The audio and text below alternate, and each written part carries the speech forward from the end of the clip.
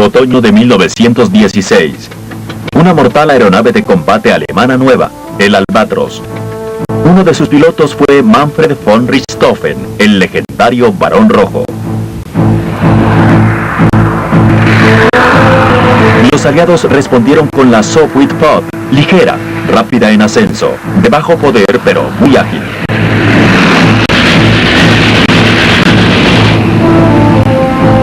Un año más tarde, el triplano Fokker y el circo volador del Barón Rojo aterrorizaban a los aliados. Fue la época de oro de la aeronave de combate de la Primera Guerra Mundial.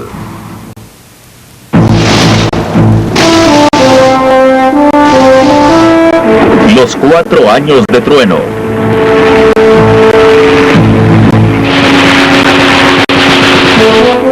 Abril sangriento.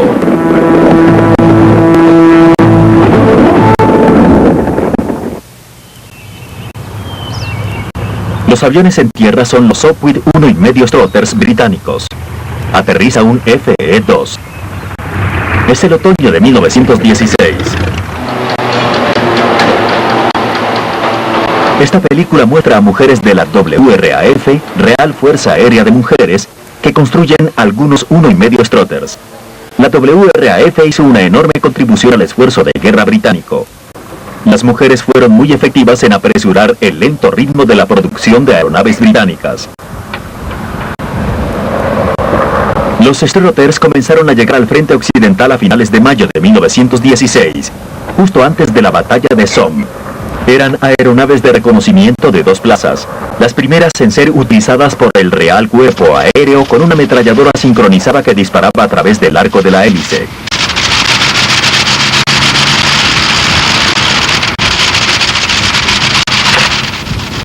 Un cañón Lewis adicional operado por el observador la convertía en un oponente formidable. Fue lenta en su producción. Hacia el momento en que entró en servicio con el RCA, a mediados de 1916, se había perdido mucha de su ventaja potencial.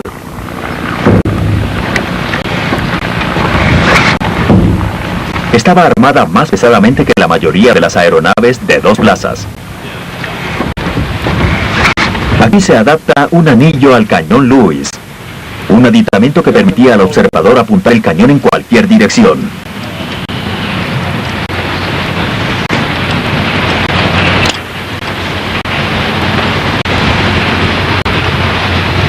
La munición de los cañones Lewis venía en tambores. Cuando uno se desocupaba, se retiraba y otro se enganchaba. Los 1,5 Trotters podían combatir en el aire, escoltar bombarderos, realizar reconocimientos. Fueron los antecesores de los aviones de combate multifacéticos de hoy, como el F-16. Aquí el piloto está bombeando gasolina furiosamente para iniciar el motor. La relación entre piloto y observador era crucial. Los socios compatibles tendían a quedarse juntos.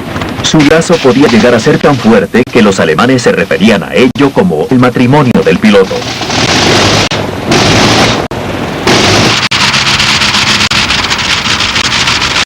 Por un tiempo los Trotters actuaron bien, pero pronto se hicieron obsoletos. El 28 de agosto de 1916, el jefe de la plana mayor alemana, Erich von Falkenhayn, renunció después de fracasar en el logro de victorias en Verdun y Somme. Su reemplazo, el mariscal de campo Hindenburg, con el general Erich von Ludendorff, se dedicaron a revolucionar el uso alemán de la fuerza aérea.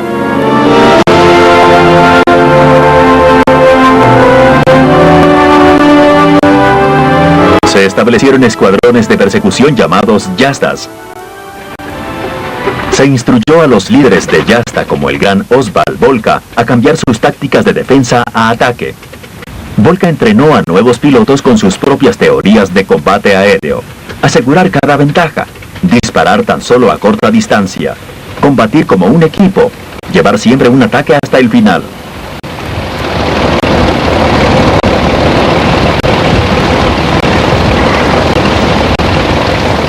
Entre los jóvenes protegidos de Volka sobresalía uno. Manfred von Richthofen absorbía cada cosa que Volka tenía que decir.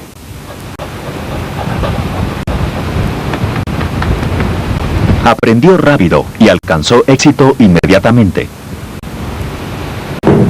Hindenburg y Ludendorff también ordenaron un aumento de producción de aeronaves alemanas. La compañía Albatros tenía un nuevo diseño de aeronave de combate en la mesa de dibujo. La madera era un elemento importante en su construcción. Alemania necesitaba un avión de combate que compitiera con los Nieuports aliados y con los DH-2S. En ausencia de una mejor idea, ordenó que se copiara el Nieuport francés, pero el concepto propio de Albatros era mucho mejor. Restablecería la superioridad aérea para Alemania, algo no visto desde los meses del Fokker Scorch.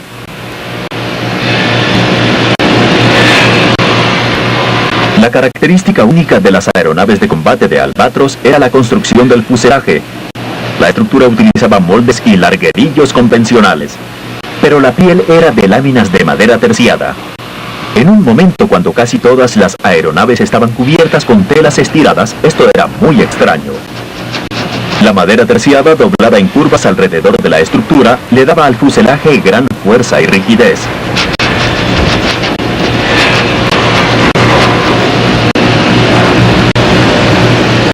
El primer modelo, llamado D-1, estuvo disponible en agosto de 1916 e impresionó a las autoridades alemanas.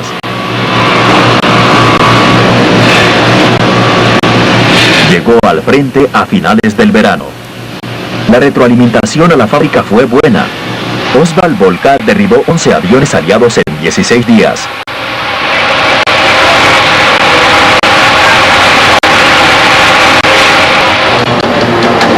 El 17 de septiembre, Volka dirigió su Jasta de Albatros D-1 en la primera gran formación de aeronaves de combate alemanas que cruzaba territorio aliado. El poder alemán en el aire estaba finalmente a la ofensiva. La nueva aeronave de combate Albatros y sus jóvenes pilotos élite superaron por completo a los obsoletos diseños británicos de empuje.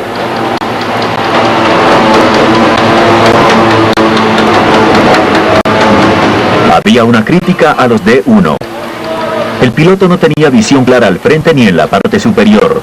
Se puso el ala superior más cerca del fuselaje para resolver este problema. La versión modificada se llamó D-2.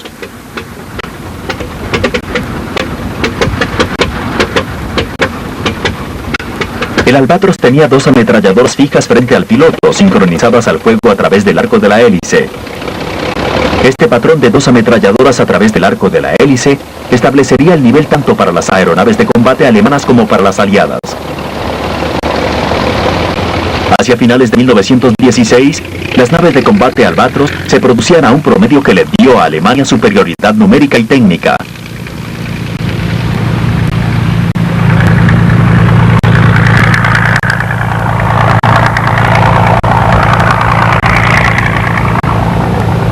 El padre de Manfred von Richthofen fue un mayor del ejército de reserva. Manfred siguió la fuerte tradición militar de su familia. Un mes después de recibir su Albatros, su puntaje fue de 6 aeronaves aliadas. Von Richthofen y sus colegas en otras Jastas agudizaban sus habilidades de combate. Los archivos alemanes para septiembre y octubre de 1916 muestran a 211 aeronaves aliadas destruidas en comparación con las pérdidas alemanas, que fueron 39. Esta es una rara película de un Albatros al atacar un biplano Caudron. Había poca duda acerca del resultado de una competencia tan desigual. Los lentos Caudron deben ser destruidos a menos que el destino o una aeronave de combate aliada intervenga.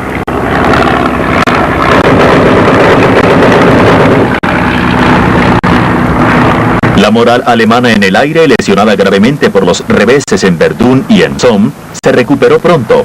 Hacia octubre los aliados habían perdido su superioridad aérea.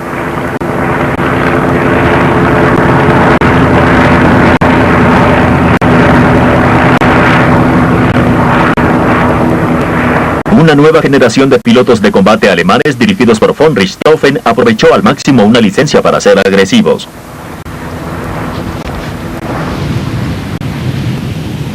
Pero el 28 de octubre, un gris día de otoño, Volka estaba designado para volar en una misión de apoyo a la infantería. Evitando una aeronave de combate enemiga, rozó la punta de su ala contra el avión de su amigo Irving Baum. Su Albatros cayó a tierra. Volka, el gran piloto y táctico, murió a los 25 años con 40 victorias. Yasta fue rebautizado Yasta Volka en su honor. Alemania había perdido a su mayor héroe del aire, pero otro se preparaba para tomar su lugar.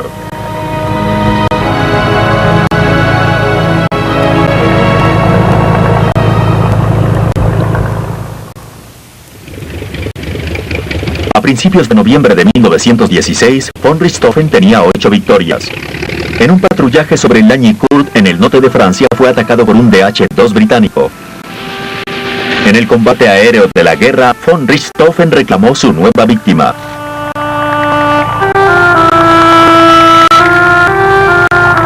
Era el mayor Leno Hawker, héroe británico ganador de la Cruz Victoria. Von Richthofen había asestado otro gran golpe a la moral aliada.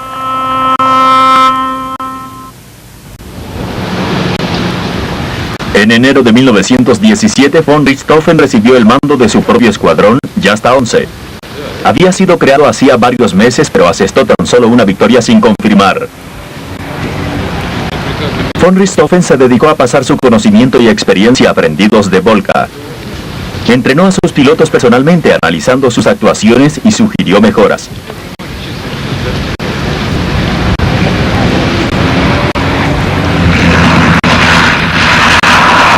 En ese momento, una nueva aeronave de combate británica llegaba al frente occidental. El Sopwith Puff se enfrentaba a una seria tarea. Los Albatros superaban cada aeronave aliada excepto el Spad francés.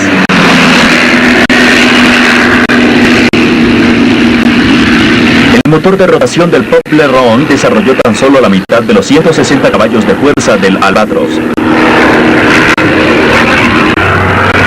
Pero lo que le faltaba en potencia lo compensaba con maravillosas cualidades de vuelo. En un combate aéreo podía sostener su altura mejor que cualquier aeronave de la época, aliada o alemana.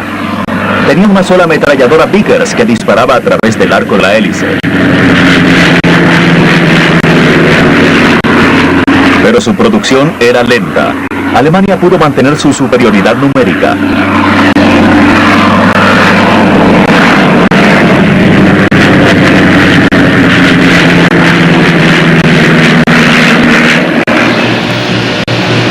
En enero de 1917, Alemania produjo un nuevo Albatros, el D3. Este es un ensamblaje de cola de D3, enmarcado en madera con una cubierta de tela.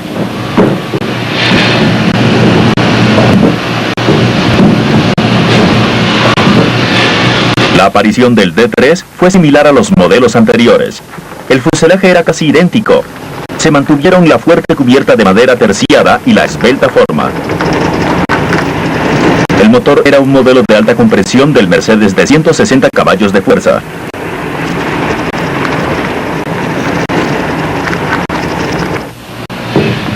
La estructura del ala se cambió para mejorar la visibilidad hacia abajo. El ala inferior se hizo más pequeña, con puntales de ala en forma de V, como los de los Nieuports franceses. Estos puntales habían dado problemas a los Nieuports, y lo mismo harían en los Albatros. Permitían que el ala inferior se doblara peligrosamente. Uno de los primeros D3 fue entregado a Manfred von Richthofen. Su ala inferior se rajó durante el vuelo.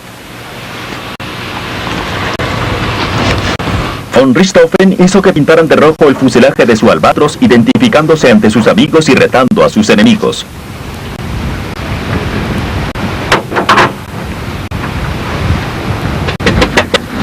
Von Richthofen se hizo conocer de los aliados como el Diablo Rojo.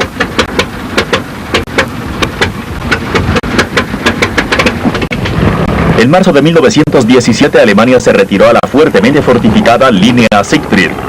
Las aeronaves alemanas combatieron para controlar el aire, protegiendo tropas a medida que se retiraban. Los alemanes en retirada destruían cualquier cosa que pudiera ser útil a los aliados en avanzada. Von Richthofen y sus colegas tomaron su tarea como un reto personal. Juraron no entregar el aire a los ingleses.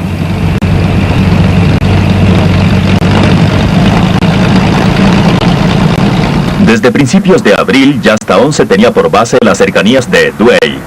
El 2 de abril, el ayudante de von Richthofen lo despertó anunciándole que los ingleses habían llegado.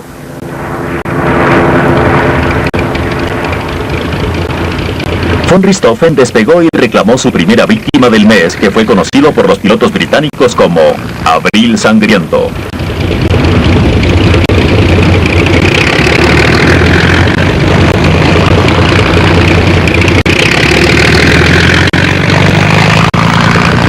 Dos semanas después había aumentado su puntaje a 45.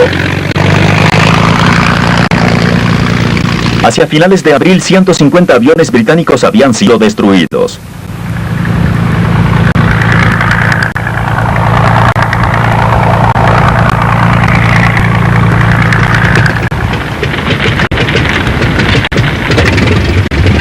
Los periódicos alemanes publicaron historias acerca de un escuadrón británico dedicado a matar a Von Richthofen.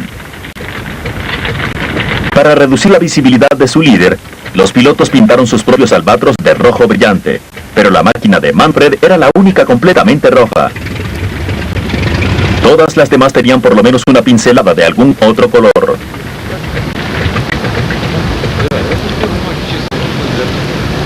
A pesar de la creciente leyenda de Von Richthofen, todo el romance y la caballerosidad habían desaparecido desde hacía tiempo de la guerra.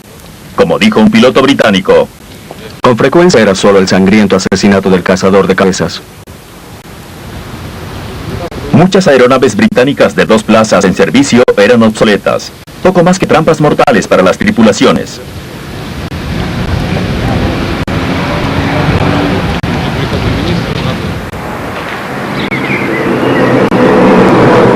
Jasta 11 pasó los últimos días de abril basado en Ruku, al suroriente de Douai. En la aldea hay un castillo que Von Richthofen utilizó como cuartel general.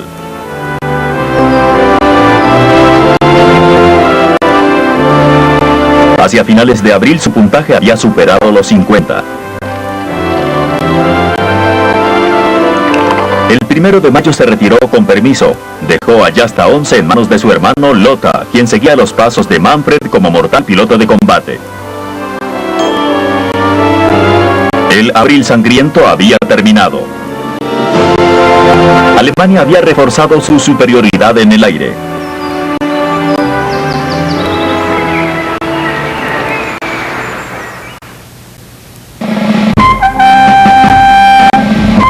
Abril de 1917 tuvo otro significado. Los Estados Unidos entraron en la guerra, pero el poderío aéreo estadounidense era muy pobre y se requerían meses y muchos dólares para causar un impacto.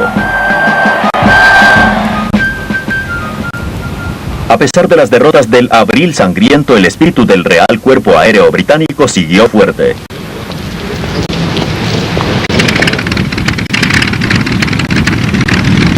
Una nueva aeronave de combate ayudó.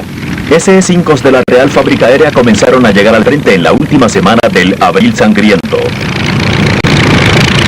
El S-5 era una aeronave de una plaza estable y ruda con un poderoso motor hispano-suizo.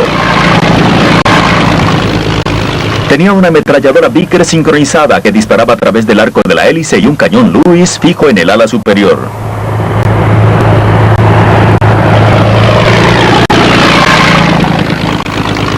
En el aire probó ser superior al Albatros.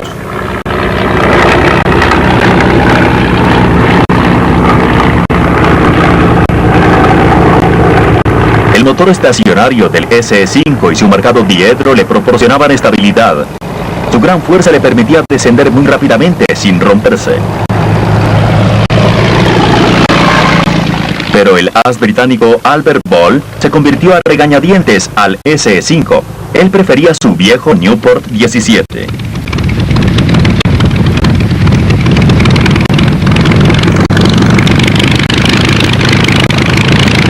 El 7 de mayo, Ball despegó en un nuevo SS-5. Su patrulla se encontraría con la Jasta 11 de Von Richthofen. Manfred estaba aún en licencia y Lothar comandaba. En un confuso combate, Lothar se vio obligado a un aterrizaje forzoso. El motor de Ball se averió, aparentemente, pero nadie está muy seguro de por qué se estrelló. Su SS-5 golpeó el suelo y él murió.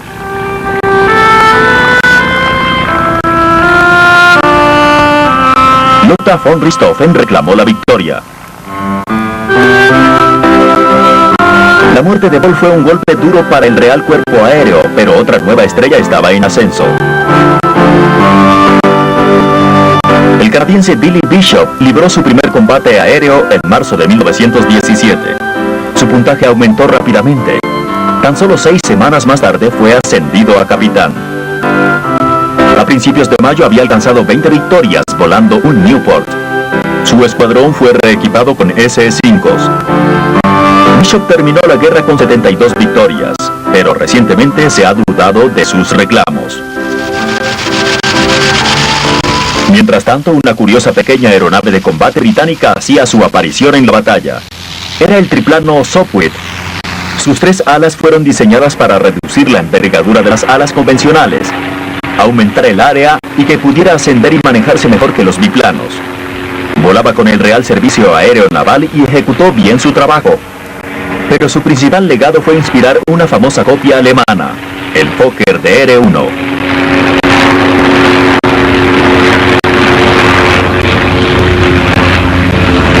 Cuando Manfred von Richthofen regresó al frente en junio de 1917, tenía órdenes de imponer una nueva estrategia aérea alemana. Las yastas serían combinadas en grupos más grandes de batalla y albergadas en tiendas y hangares portátiles para poder ser trasladadas rápidamente a otros lugares. El JG-1, grupo de von Richthofen, estaba compuesto por 4 yastas y sus 50 aeronaves. Una nueva aeronave de combate, la D-5, fue introducida. Su fuselaje de madera tenía una sección cruzada ovalada. El ala superior estaba muy cerca de la cabina. El tremendo éxito de los primeros 3 modelos convencieron a la fábrica del Albatros a continuar la línea. Estaban muy confiados en tener la fórmula ganadora.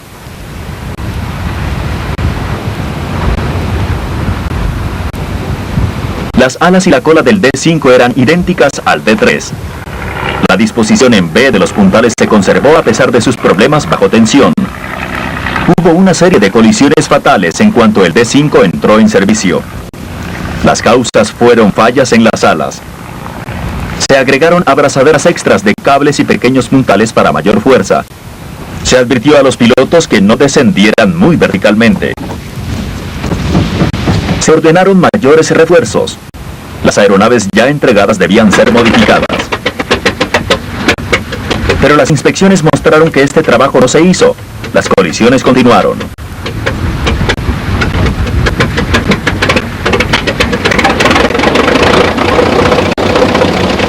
Para entonces ya era claro que las nuevas aeronaves de combate podían igualarse al Albatros, y el D-5 ofrecía poco avance sobre sus predecesores. Pero Alemania no tenía alternativas verdaderas listas para el servicio. El Albatros D-5 y el 5A continuaron en producción. Alemania planeó una distracción que ayudaría a que sus nuevos grupos de aeronaves de combate se establecieran. El 13 de junio, 14 bombarderos Gotha de largo alcance se prepararon para el despegue. Su objetivo era Londres.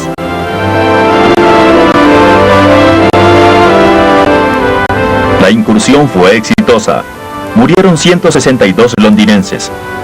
La Gran Bretaña estaba escandalizada.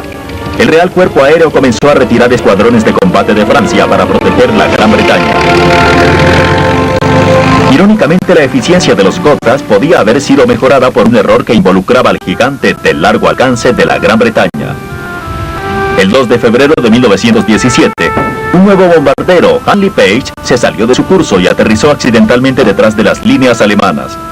Los alemanes pudieron examinar la última arma estratégica británica con detalle, antes de que hubiera siquiera entrado en servicio. El Handley Page tenía una envergadura de 30 metros. Podía cargar casi 820 kilos de bombas, un esfuerzo muy lejano de aquellos proyectiles de artillería que se lanzaban a mano sobre los campos.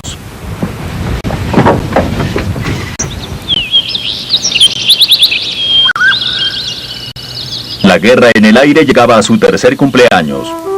Para los jóvenes que habían sobrevivido todo ese tiempo parecían muchas vidas. Era una extraña existencia. Las condiciones en tierra eran relativamente cómodas a kilómetros detrás de las trincheras y había bastante ocio. Frecuentemente el clima prohibía volar durante días.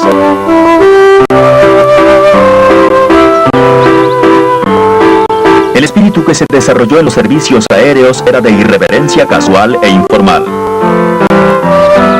Los códigos de vestuario eran informales.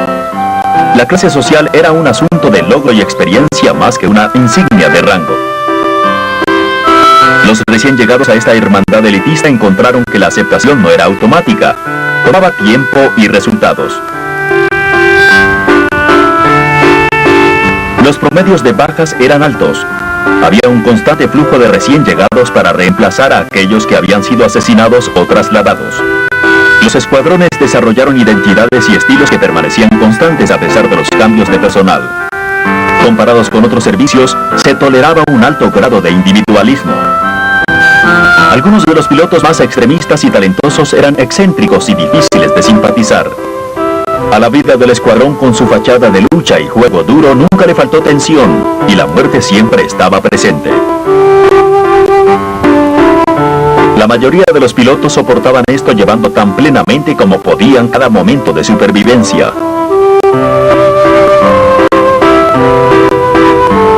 La identidad del escuadrón se cultivaba con orgullo. Los franceses eran famosos por su insignia de escuadrilla. Había estilo no solo en la selección del símbolo, sino en la elegante ejecución del gráfico. Algunos pilotos llevaban el individualismo hasta el extremo.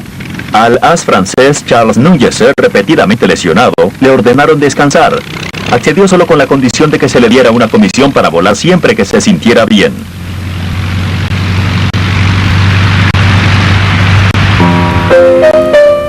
Los pilotos podían alcanzar casi un nivel de Dios.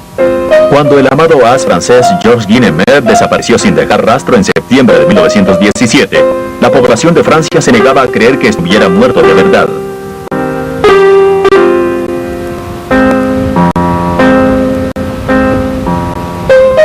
René Fonck se convertiría en el as aliado con el puntaje más alto, pero nunca encontró un lugar en el corazón de Francia como lo hizo Guinemer.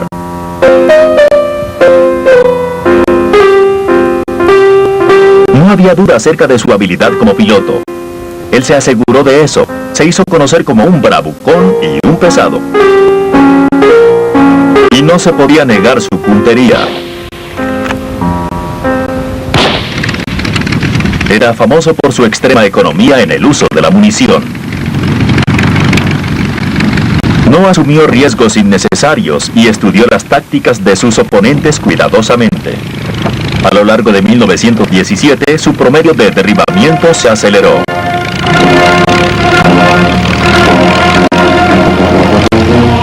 Con el tiempo logró superar el puntaje de Guinemer, pero nunca lo suplantó como el as más amado de Francia. En esta ceremonia de condecoración, el piloto de negro es el capitán Alfred Hertot, quien acababa de ser derribado y se recuperaba de lesiones severas. René Fonck está a la derecha. Durante la guerra recibió un total de 26 condecoraciones. Destruyó 75 aeronaves enemigas.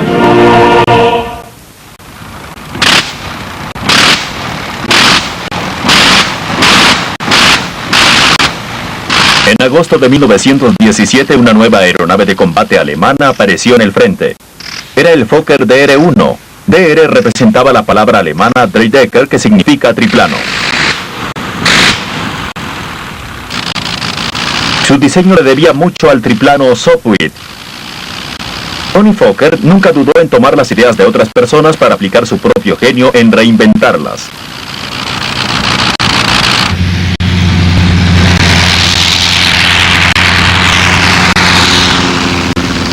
Las autoridades del ejército alemán en el frente se burlaron cuando apareció el DR-1. Apoyaban fuertemente al Albatros.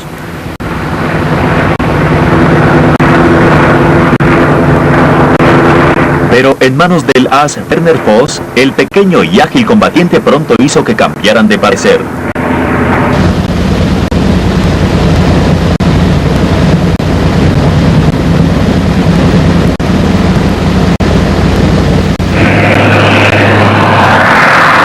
Esta es una réplica del DR-1 pintada con los colores de Werner Voss. La característica distintiva del esquema de color de Voss era el diseño de rostro alrededor del motor.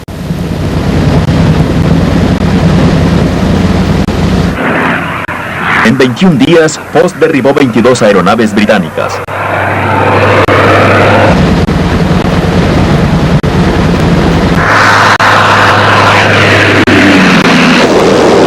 El DR-1 era pequeño, ligero y utilizaba un motor de rotación. Esta combinación consiguió un excelente combatiente.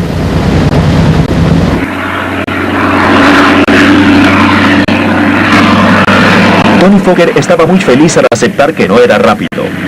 Sacrifiqué velocidad por ascensión y maniobrabilidad. Los aliados nunca tuvieron oportunidad de percatarse de lo lento que era el triplano por la forma como ascendía, viraba y giraba en un combate. Pero Fokker no era el diseñador del triplano. Como todas las últimas aeronaves de Fokker, era el trabajo de Reinhold Platz, algo que Fokker cuidó de no anunciar.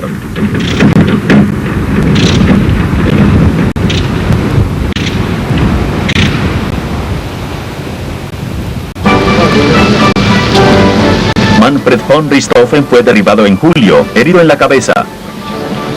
Esta película de von Richthofen y el Kaiser fue filmada en agosto de 1917. Von Richthofen todavía tiene una venda debajo de su gorro. La lesión era seria y se le había prohibido volar. Desobedeció, pero experimentó mareo y náuseas.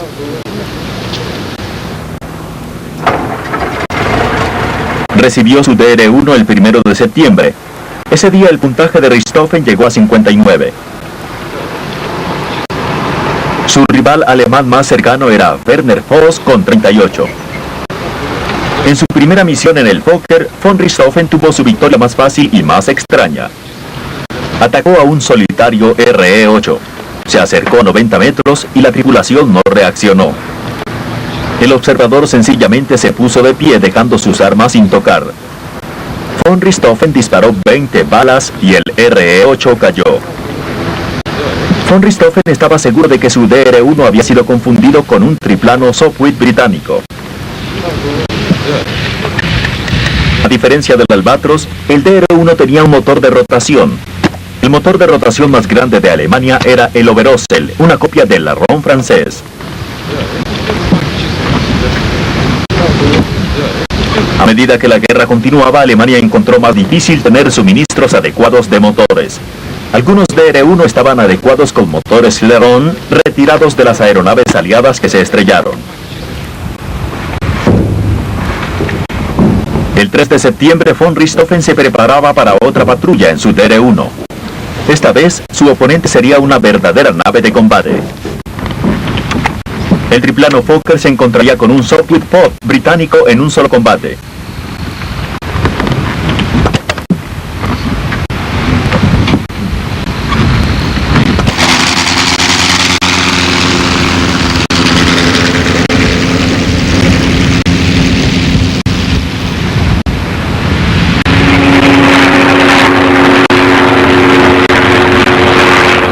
Von Richthofen y 5 de sus pilotos y hasta 11 se encontraron con una patrulla de Sopwith Pods.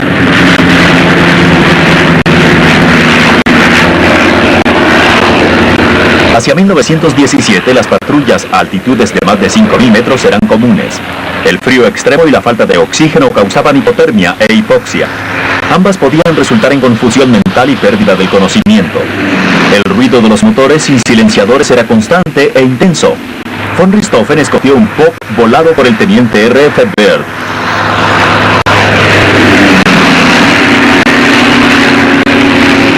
El Pop y el triplano estaban igualados.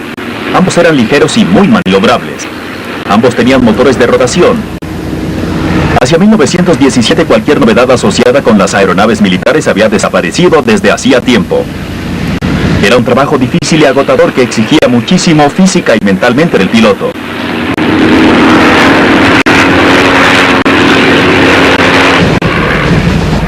No solo era constante la posibilidad de muerte o de lesiones horribles, también había muchas penurias físicas. Las aeronaves no podían adecuarse para vuelo controlado. En los motores de rotación, los pilotos luchaban constantemente contra los efectos giratorios del motor.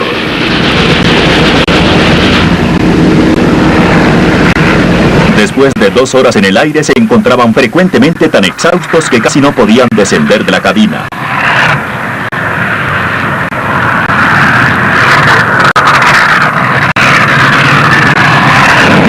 Von Richthofen obligó a Byrd a descender a altitudes más bajas. Byrd usaba su munición disparando a las tropas en tierra. En un aterrizaje forzado, deliberadamente se estrelló contra un árbol para que los alemanes no pudieran capturar a su Pop intacto. Von Richthofen había anotado su victoria número 61.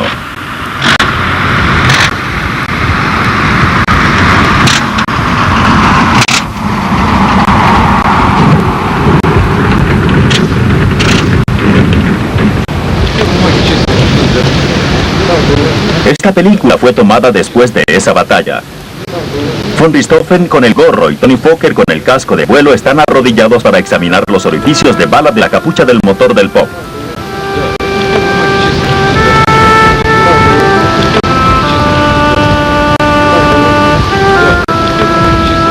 El teniente Byrd, ahora prisionero de guerra, está allí también a la izquierda. 4 días después, Von Richthofen volvió a ausentarse por convalecencia. En octubre, 2 triplanos Fokker se rompieron en el aire. Por el momento, el DR-1 fue retirado de la guerra. Su reputación nunca se recuperó.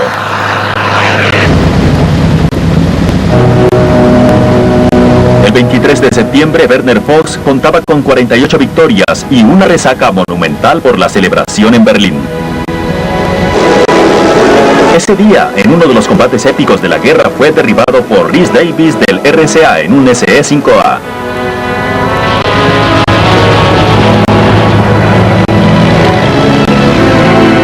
Von Richthofen había perdido a su retador. Se concentró en recuperar su salud. Se relajaba cazando.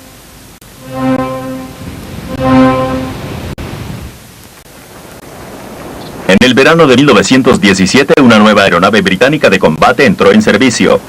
Era una Bristol F-2B, una nueva y ruda aeronave de combate de 2 plazas que se convertiría en una de las aeronaves de combate más completas de la guerra. Estaba muy bien armada con una ametralladora Vickers de disparo frontal y un cañón Lewis en la cabina de observación. Era razonablemente rápida y muy maniobrable. Podía ser utilizada como si fuera de una sola plaza, con la ventaja de un observador para cubrir la cola. Esta película fue tomada muy lejos del frente occidental en Palestina.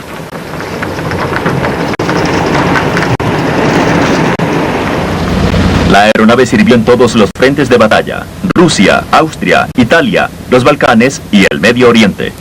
La Gran Bretaña destruyó las fuerzas turcas con ataques.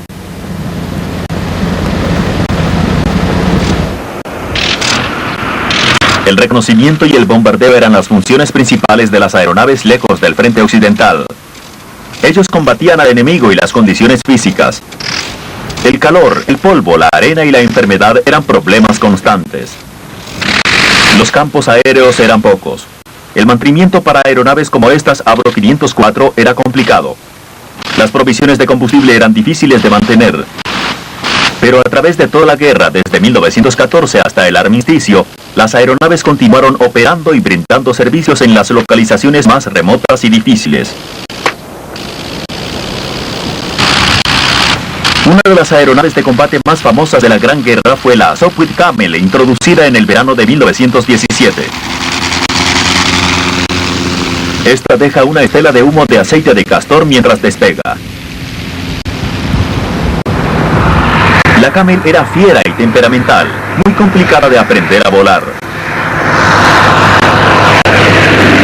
Engañaba a muchos pilotos estudiantes y los obligaba a quedarse sin potencia después del despegue, tirando hasta llevarlos a su muerte.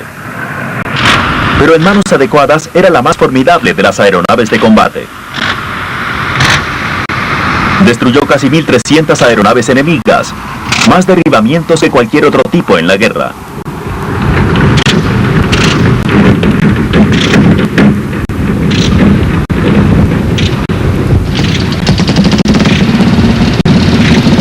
Al comienzo los suministros de Camels al frente eran lentos, pero hacia el armisticio más de 4.000 habían estado en servicio.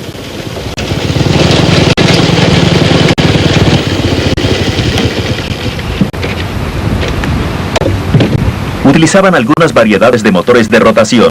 Los caballos de fuerza podían variar de 100 a 150.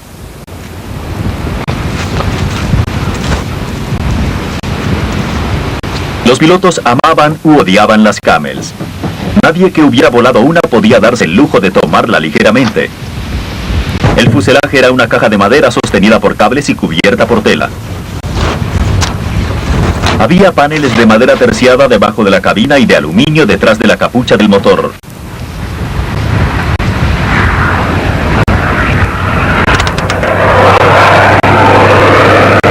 El nombre de Camel proviene de una joroba frente al piloto que albergaba dos ametralladoras Vickers.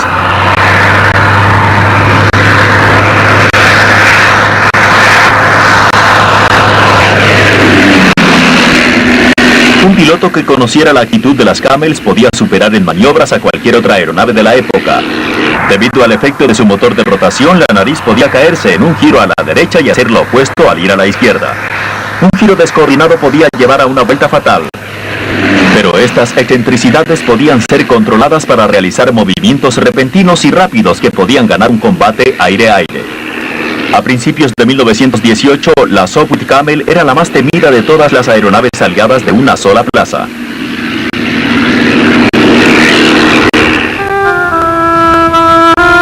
En la mañana del 21 de abril de 1918, el capitán Roy Brown, un canadiense que servía en el escuadrón número 209 del Real Cuerpo Aéreo, esperaba a que la neblina aclarara. Debía conducir una formación de Sopwith Camels en la zona de Somme, al oriente de Amiens. Debía despegar a las 8:15 de la mañana, pero se retrasó más de una hora. Un nuevo piloto había llegado a la unidad de Brown, un viejo amigo de la escuela, Wilfred May, conocido como Wop. A las 9:35 de la mañana, el escuadrón Brown despegó para patrullar a 4.000 metros a lo largo del valle de Somme.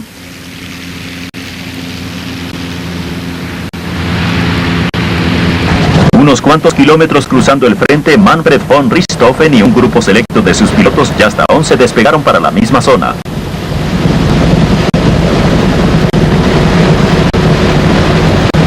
Von Richthofen, cuyo puntaje era ahora de 80 victorias, debía salir en 2 días.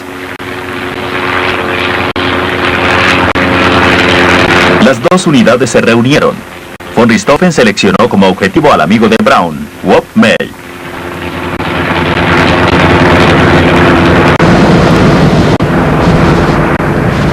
Brown descendió para ayudar y tomó una posición detrás de Richthofen.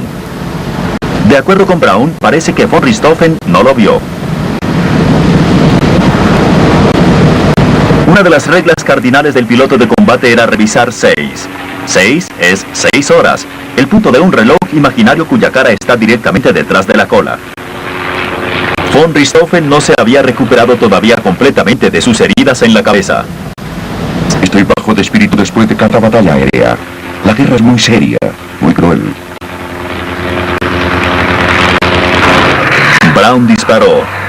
Una ráfaga destrozó un lado del Fokker. De acuerdo con Brown, el piloto miró hacia atrás y después se desplomó en su asiento.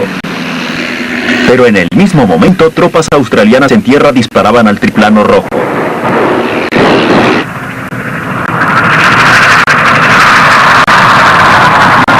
Entró a un aterrizaje difícil cerca de una ladrillera en el Risco-Moloncourt, sobre el valle de Somme.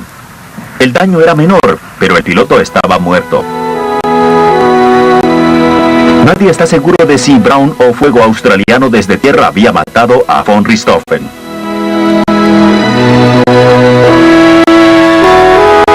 En cuanto el cuerpo fue identificado, empezó una avalancha por conseguir recuerdos. El triplano rojo quedó literalmente destrozado.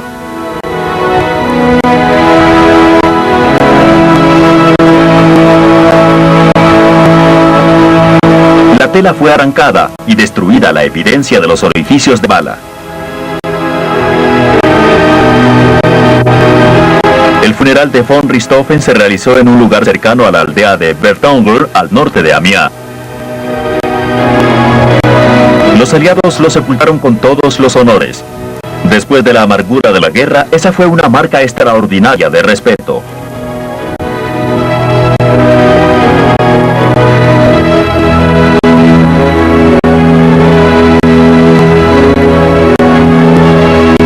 La Guardia de Honor fue un grupo de 13 soldados australianos con sus rifles hacia abajo.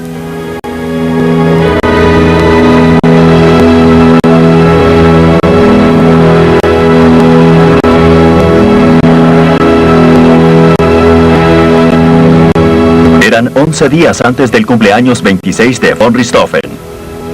Cuando la guerra terminó, su marca de 80 victorias no había sido igualada.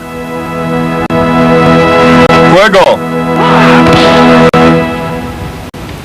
A la izquierda está Hermann Göring y a la derecha Bruno Lersa. Ambos eran pilotos exitosos y habían sido amigos durante algún tiempo cuando von Richthofen murió. En julio se le dio a Göring, pomposo y egoísta, el mando del grupo de aeronaves de combate de von Richthofen. El circo volador nunca sería el mismo.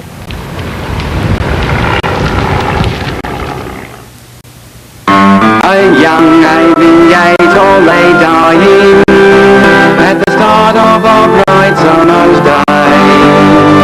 To the mechanics assembled around